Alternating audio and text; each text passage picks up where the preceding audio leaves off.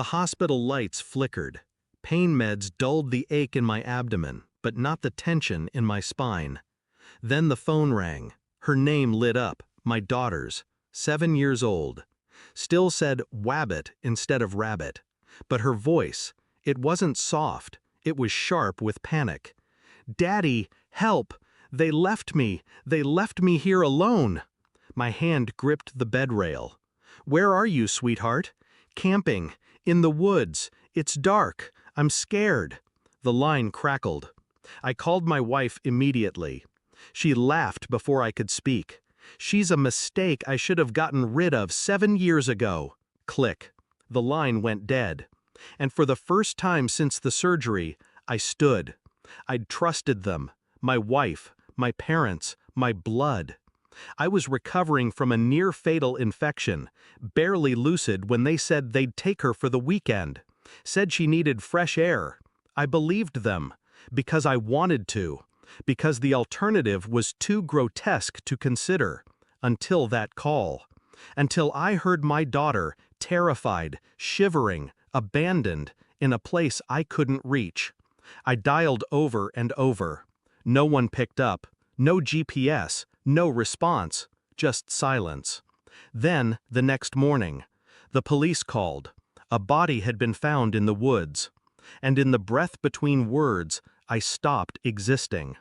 But the next line wasn't what I expected. "We found a body in the woods. It's not your daughter." Relief hit me like a gunshot.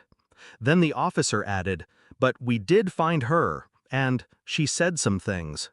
That's when the rage began to simmer. Not wild, not reckless, just quiet, controlled, and pointed.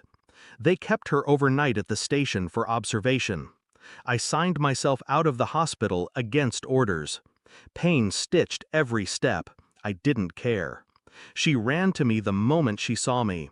No hesitation, no confusion, just raw, desperate trust. She clung to my chest. "Why didn't you come sooner, Daddy?" I didn't have an answer, so I just whispered, "I'm here now." Later, when she slept, I spoke with the detective. "She told us your wife left her near the woods while your parents went into town. Said your wife gave her a granola bar and said, 'Don't move. You don't belong with us.'"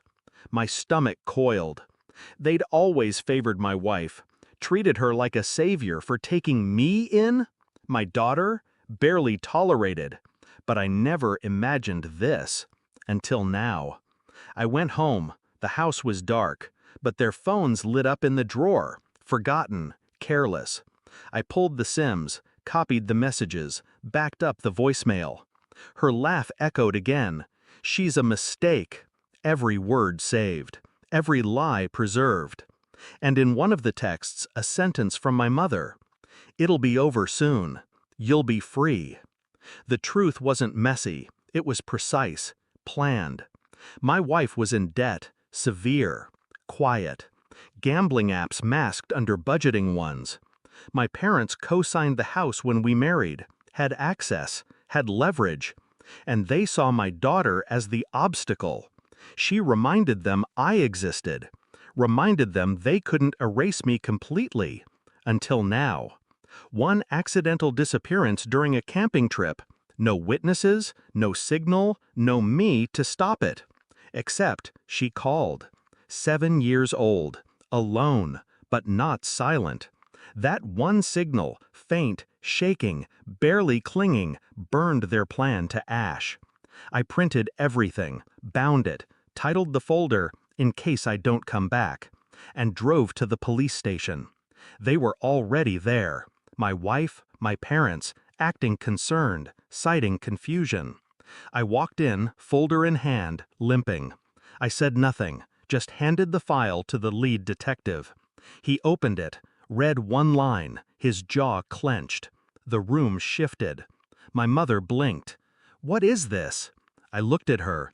"You were going to bury her." My wife scoffed. "This is insane." I played the voicemail. "She's a mistake I should have gotten rid of 7 years ago." No one spoke. My father turned red, then pale. The detective turned to me. "We'll need you and your daughter to wait outside." I nodded, took one last look at them, all three, cornered, silent, unraveling. I didn't scream, didn't spit, didn't beg for answers. I already had all of them. She sleeps beside me now, curled up, safe. She doesn't ask about them, and I don't speak their names. There are court dates now, trials, headlines. Strangers sending sympathy they never earned. But I don't need justice. I already have it. Because the truth didn't just survive that night, it dialed, cried, clung to life long enough for me to wake up. They thought leaving her would erase me. Instead, it made me real. And when they look out from their cages, they'll remember. She wasn't the mistake, they were.